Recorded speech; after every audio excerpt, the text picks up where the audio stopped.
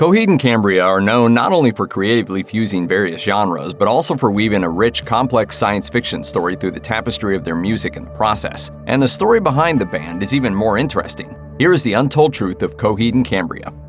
For a while in the 1970s and the 1980s, there was no escaping progressive rock, most often referred to as prog-rock, which relies on complex instrumentation, fluctuating time signatures, the blending of styles, and a host of other forms of artistry. Along with prog-rock came the so-called concept album, a record that is not just a collection of tracks, but an overarching story told through music and lyrics. One of the most prominent and accessible examples would be Pink Floyd's The Wall, which of course tells the story of a sort of washed-up rock star who seeks out isolation and builds a metaphorical wall in the process.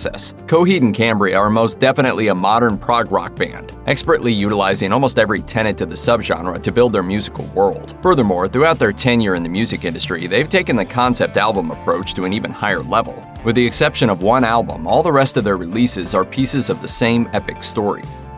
According to Westworld, Coheed and Cambria lead vocalist Claudio Sanchez wrote The Amory Wars, a series of science fiction stories which have also been adapted into comic books and a novel. First published in 2004 and collected in 3 volumes, it is set in a place called Heaven's Fence. A collection of 78 planets and 7 stars, Heaven's Fence is held together by energy called keywork. The story relates the struggles of main characters Coheed and Cambria Kilgannon as they face off against the evil Wilhelm Ryan, known as the Supreme Tri-Mage who declared war on Heaven's Fence. I can be your heart one way or kill your soul. Like I could be with you or I could destroy you. Coheed and Cambria as a band are an extension of these stories, and most of the band's albums tell a part of the overarching narrative in Sanchez's story. Taking place over 5 story arcs, the 5 albums are named The Second Stage Turbine Blade, In Keeping Secrets of Silent Earth 3, Good Apollo, I'm Burning Star 4, Volume 1, From Fear Through the Eyes of Madness, Good Apollo, I'm Burning Star 4, Volume 2, No World for Tomorrow, and Vaxis, Act 1, The Unheavenly Creatures. Indeed, even the name of the band comes from the names of 2 characters in Sanchez's sprawling work of fiction. According to Grammy.com, Sanchez said, I loosely based the characters of Coheed and Cambria after myself and my significant other at that moment. But as I started to really write songs and flesh out the ideas of the story, Coheed and Cambria really started to take on the likenesses of my mother and father. Though the Amory Wars is fictional, there is a small bit of Sanchez himself in there as well. He told Twin Cities Geek, I play a character in the story, kind of accidentally, because I ended up singing my name in a song, Everything Evil, and I guess I kind of had to make a character after. In 2015, Coheed and Cambria took a marked departure from the Amory Wars narrative and released their first, and so far last, record that wasn't a concept album. It's really funny how something can happen to you and things just take on a completely new life. Not only did the band ditch its usual high concept for The Color Before the Sun, they also updated their sound, ditching elements of prog rock in favor of a more pop-friendly sound. Travis Stever said tersely of the album, the concept is just not there this time. Fans weren't sure what to think. Stever elaborated, the decision to stray may have taken some of our heavy-duty cult-following fans by surprise, for sure. Despite this creative upset, though, Stever claimed that most of the group's core fans stuck by them during this departure from their signature sound. He went on to say, every Coheed record is very different, though, and with every record we try to throw a curveball at them. With this one, it's the lyrics because it's coming from a real-life standpoint.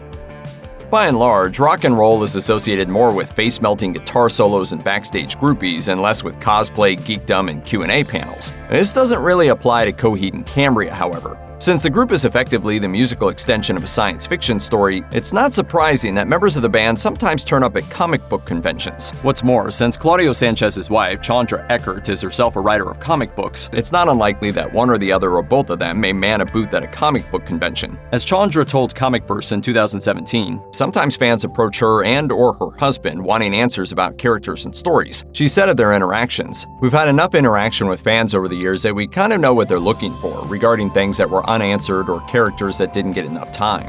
Claudio, for his part, said that he welcomes that chance to interact with fans in the setting. It's certainly rewarding. I think the goal is to try to bridge out to as many fans as possible. Back in 2012, actor Mark Wahlberg took an interest in Coheed and Cambria and the Amory Wars. Teaming up with fellow producer Steve Levinson, Wahlberg enlisted the help of Leverage Production Company to bring the story to the screen. Claudio Sanchez described the story to The Hollywood Reporter. I think the story is pretty universal in terms of the themes and the subplots. I think people can find a character they can connect to or find as their favorite, and they can get behind the main character as well. It's a universal story, and I think it's going to draw a bigger audience than just the bands. I think it has already.